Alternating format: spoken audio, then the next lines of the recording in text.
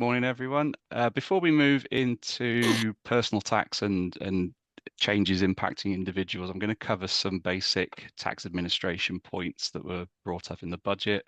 As Sean mentioned, tax raises to bring in an additional 40 billion overall, some of which will be used for substantial investment into HMRC's IT and data systems, as well as employing and recruiting a huge number of additional staff. As you'll see on the screen, it's this 5,000 compliance staff and 1,800 debt management staff. That means there will be a greater risk of tax inquiries and compliance checks down the line. So compliance as a whole will become much more important, not that it isn't already. There'll be a crackdown on umbrella companies. So those are companies which are typically used to help in avoiding payroll for employers and employees. So there'll be there's already a kind of a crackdown on those going on, but there's going to be much more scrutiny put on them.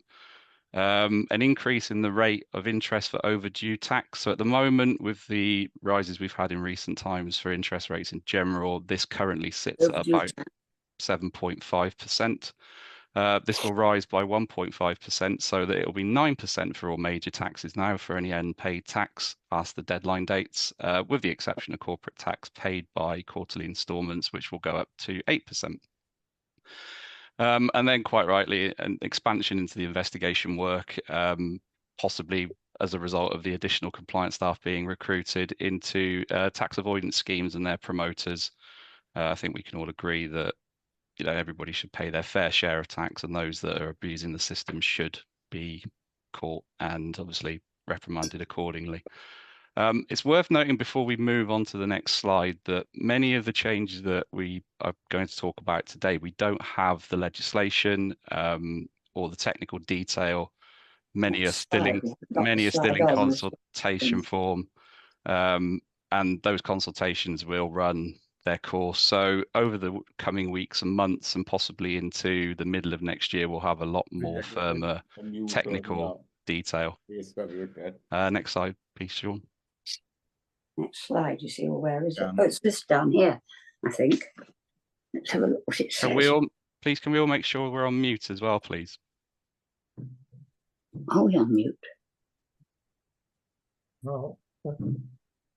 Not at the moment. Yeah. Mute button. The option for mute is in the bottom left-hand corner in the audio section.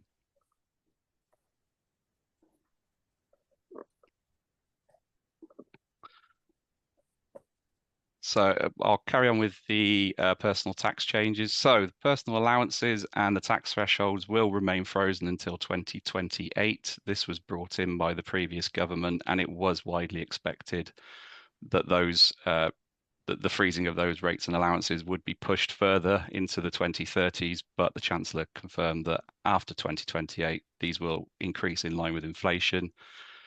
Really, this is a stealth tax because as people's wages increase over time due to pay rises and whatnot, it pushes more people into different tax bands, so thereby paying more tax and getting less for their money. So the fact that that is only going to happen until 2028 is some good news, I suppose, from what was a pretty depressing budget for many.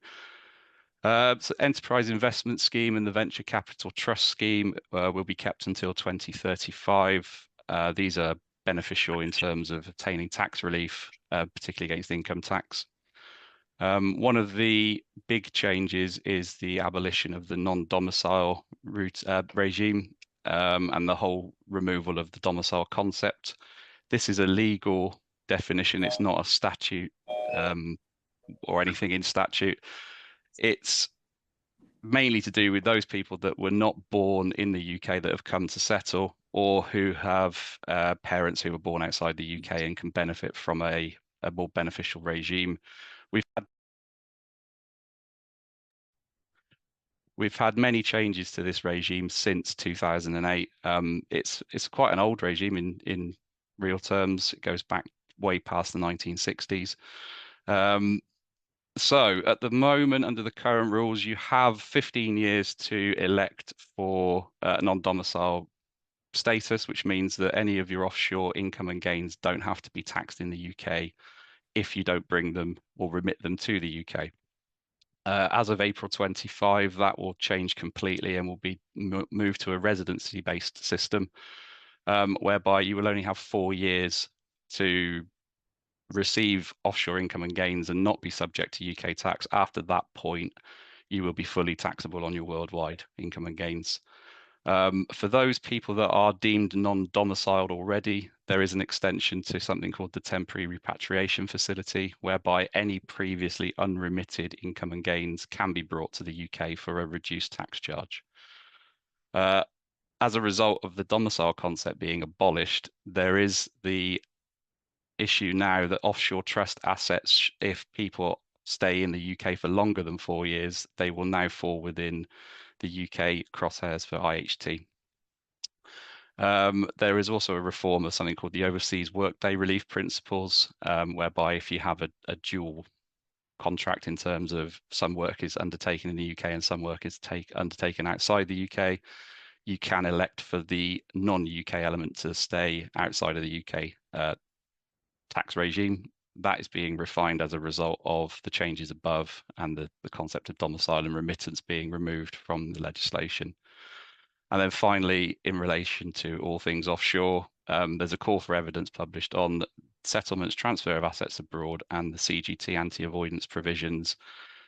I won't go into too much detail as they're hideously complex, but basically you won't be able to move things outside of the UK without getting triggered, which is triggering a tax charge, which is currently in place, but they're going to refine the rules even further to make it almost impossible.